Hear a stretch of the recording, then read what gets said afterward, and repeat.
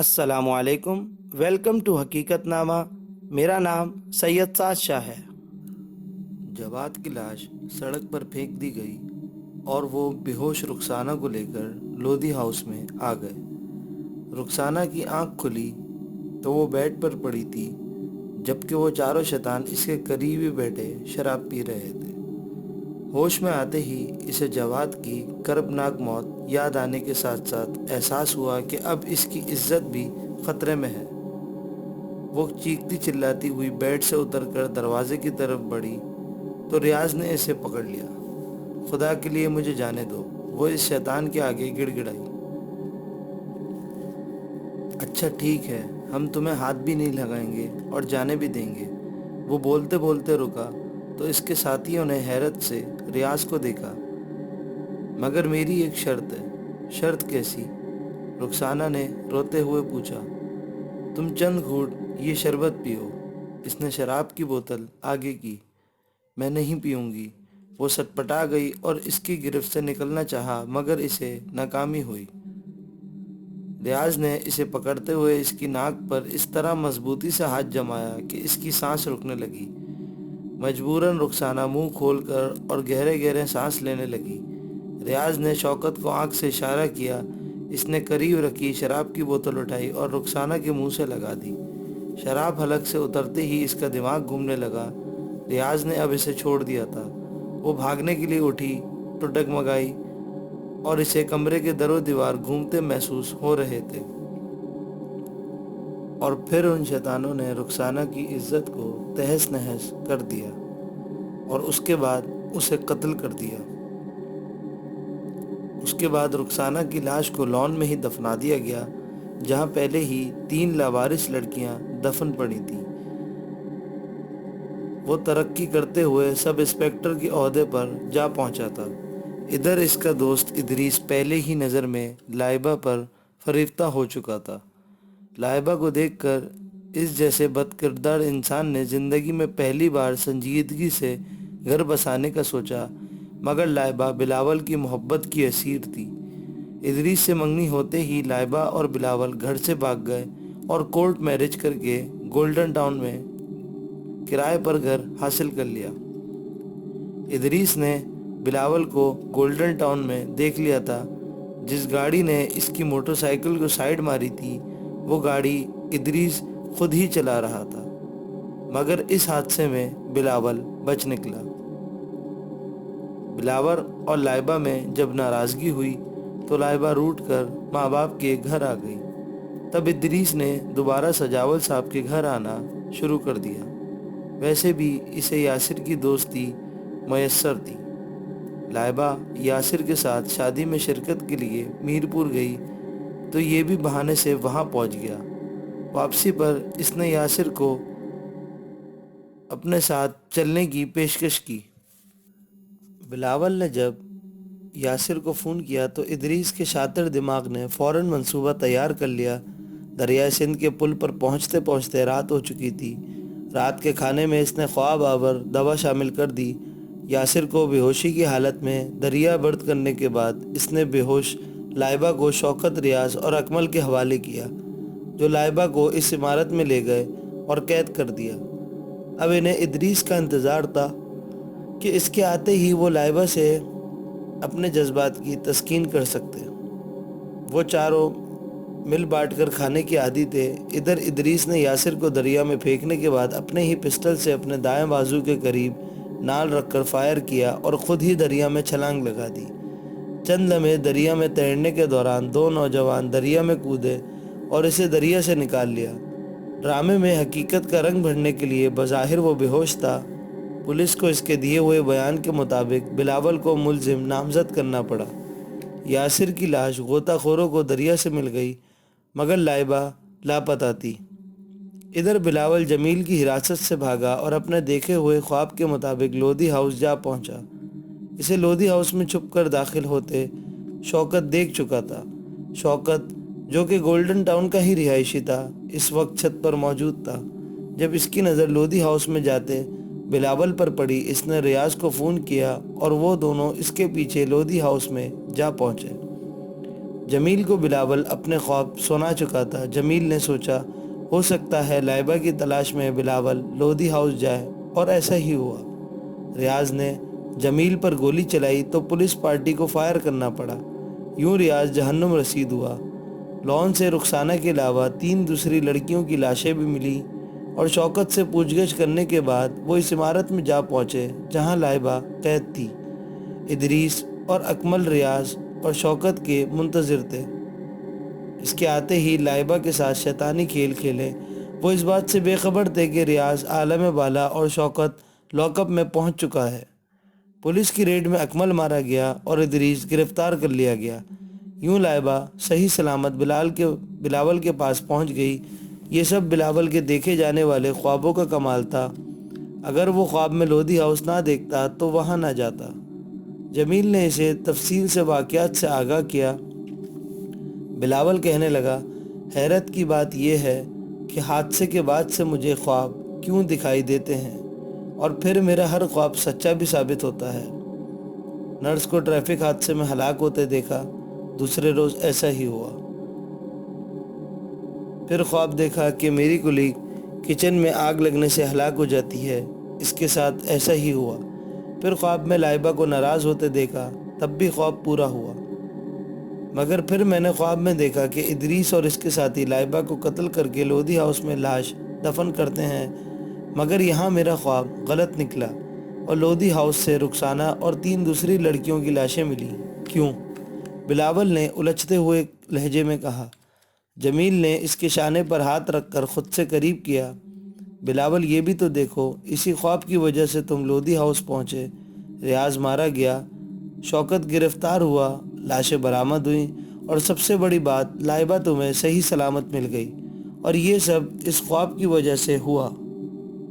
دوستوں، اگر ابھی تک آپ نے ہمارا چینل سبسکرائب نہیں کیا تو نیچے موجود بیل آئیکن کو پریس کر دیں۔ اور رہا یہ سوال کہ یہ خواب تم حادثے کے بعد سے کیوں دیکھ رہے ہو، تمہارا آخری خواب لائبہ کے سلسلے میں سچا کیوں نہیں تھا، تو ان سوالوں کا جواب تو میرے پاس نہیں۔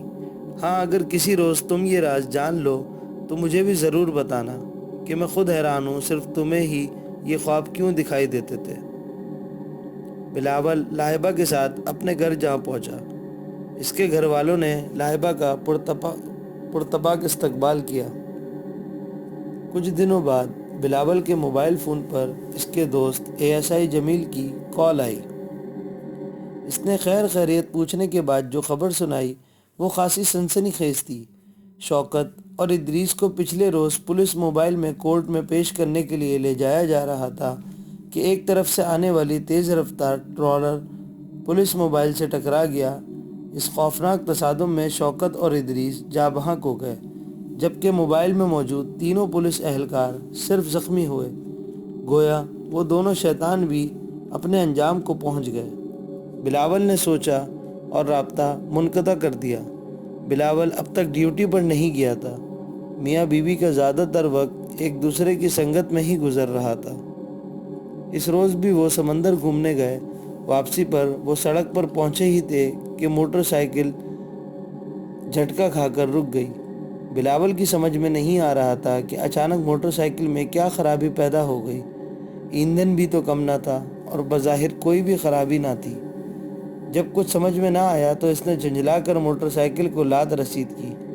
لائبہ اس کی جھنجھلاہٹ پر ہنس پڑی اور شوخ لہجے میں بولی، بلاول لگتا ہے اب تک اس حادثے کا اثر باقی ہے، تبھی تو تم پاگلوں کی سی حرکتیں کر رہے ہو۔ میری مانو تو کسی ماہر نفسیات سے مل لو۔ اور بلاول مصنوعی غصے سے دانت پیستے ہوئے اس کی طرف بڑھا تو وہ کھلکھلاتی ہوئی ایک طرف دوڑی اور وہ اسے پکڑنے کے لیے اس کے پیچھے بھاگا۔ دوڑتے دوڑتے لائبہ اچانک رک گئی۔ اس کے اس طرح ٹھٹک کر رکنے کا سبب وہ لڑکی تھی جو مہران کار سے ٹیک لگائے کھڑی تھی۔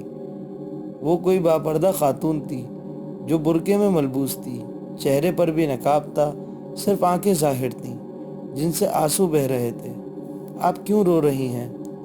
لائبہ آگے بڑھی۔ جب کوئی اپنا بچھڑ جائے اور نہ ملے تو آنسو کہاں رکتے ہیں؟ وہ روتے ہوئے گلوگیر لہجے میں بولی، کون بچھڑ گیا ہے اور کیسے بچھڑا؟ لائبہ نے استفسار کیا۔ اس دوران بلاول بھی ان کے قریب پہنچ چکا تھا۔ اور خاموش کھڑا ان کے درمیان ہونے والی گفتگو سن رہا تھا۔ یہ کہانی پیار کرنے والے شادی شدہ جوڑے کی ہے۔ لڑکی کھوئے کھوئے سے انداز میں بول رہی تھی اور وہ سن رہے تھے۔ جواد اور رخسانہ کی نئی نئی شادی ہوئی تھی۔ وہ سیر و تفریح کی غرض سے سمندر کنارے واپسی میں کچھ دیر کے لیے وہ سڑک کے کنارے رکے اور آپس میں محبت بھری سرگوشیاں کرنے لگے۔ تب وہ چار شیطان وہاں آ دھمکے۔ ان میں سے ایک پولیس اہلکار تھا۔ وہ چاروں شراب کے نشے میں مدہوش تھے۔ جواد کو قتل کر کے وہ رخسانہ کو اغوا کر کے گولڈن ٹاؤن کے ایک مکان میں لے گئے، جہاں رخسانہ کو عزت سے محروم کر دیا گیا۔ وہ ریاض نامی اس پولیس اہلکار کی درندگی سہ نہ پائی اور موت کی آگوش میں چلی گئی۔ رخسانہ کو موت کے بعد گڑھا کھود کر جانوروں کی طرح دفنا دیا گیا۔ اس کی روح بھٹک رہی تھی، بے چین تھی۔ وہ قاتلوں سے انتقام لینا چاہتی تھی۔ انہی دنوں وہاں ایک نئے شادی شدہ جوڑے نے کرائے پر مکان لیا۔ بلاول اور لائبہ نے چونک کر لڑکی کی طرف دیکھا۔ بلاول نے خوفزدہ لہجے میں پوچھا، تم کون ہو؟ لڑکی نے اسے خاموش رہنے کا اشارہ کیا۔ اس روز بلاول کی گاڑی کو حادثہ پیش نہیں آیا۔ ادریس نے اسے قتل کرنے کی کوشش کی تھی، مگر بلاول کی زندگی باقی تھی۔ وہ زندہ بچ گیا۔ اس نرس کو پیش آنے والے حادثے کا خواب رخسانہ کی روح نے بلاول کو دکھایا۔ ایک روح کے لیے یہ کوئی مشکل کام نہیں۔ پھر بلاول کی کلک کی حادثے والا خواب اور بلاول اور لائبہ کے بیچ جھگڑے والا خواب بھی بلاول نے رخسانہ کی روح کی وجہ سے دیکھا۔ رخسانہ کی روح کا مقصد بلاول کو لودھی ہاؤس لے جانے کا تھا، تاکہ ان چاروں شیطانوں کو کیفر کردار تک پہنچایا جا سکے اور وہاں دفن ہونے والی مظلوم لڑکیوں کو اسلامی طریقے سے ان کی آخری آرام گاہ تک پہنچایا جائے۔ تبھی اس کی بے چین روح کو چین ملتا، مگر قسمت میں جو لکھا ہوتا ہے وہ کوئی نہیں جانتا۔ ادریس نے لائبہ کو سچ مچ اغوا کر لیا۔ تب بلاول پولیس حراست سے بھاگ کر لودھی ہاؤس جا پہنچا۔ اس دوران ریاض اور شوکت بھی وہاں پہنچ گئے۔ وہ بلاول کو قتل کرنا چاہتے تھے۔ تب پولیس پارٹی بلاول کی تلاش میں لودھی ہاؤس پہنچی۔ ریاض مارا گیا، شوکت گرفتار ہوا۔ پولیس کے ریڈ سے اکمل پولیس مقابلے میں ہلاک ہوا اور ادریس کو گرفتار کر لیا گیا۔ اس روز پولیس موبائل میں ادریس اور شوکت کو کورٹ میں پیشی کے لیے لے جایا جا رہا تھا کہ پولیس موبائل ایک ٹرالر سے ٹکرا گئی۔ یہ بھی رخسانہ کی روح کا کام تھا۔ ٹرالر کے ڈرائیور کا ذہن رخسانہ کی روح کے قابو میں تھا۔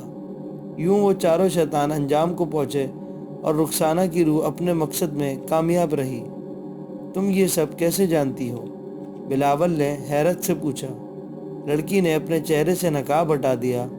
بلاول حیران رہ گیا۔ یہ وہی لڑکی تھی جسے حادثے کے بعد خواب میں اس نے سرنگ میں دیکھا تھا۔ اس وقت لڑکی کے گرد نورانی حالہ تھا۔ پھر اس لڑکی کو اس نے اس روز رات کے وقت اپنے گھر سے باہر دیکھا تھا۔ میں ہی رخسانہ ہوں، لڑکی نے کہا اور ان کی نگاہوں کے سامنے سے غائب ہو گئی۔ لڑکی کے غائب ہوتے ہی گاڑی بھی وہاں سے غائب ہو چکی تھی۔ یہ رخسانہ کی روح تھی؟ لائبہ نے خوفزدہ لہجے میں پوچھا تو بلاول اثبات میں سر ہلاتے ہوئے موٹر سائیکل کی طرف بڑھا۔ وہ سمجھ چکا تھا کہ موٹر سائیکل کا یہاں خراب ہونا رخسانہ کی روح کا کام تھا۔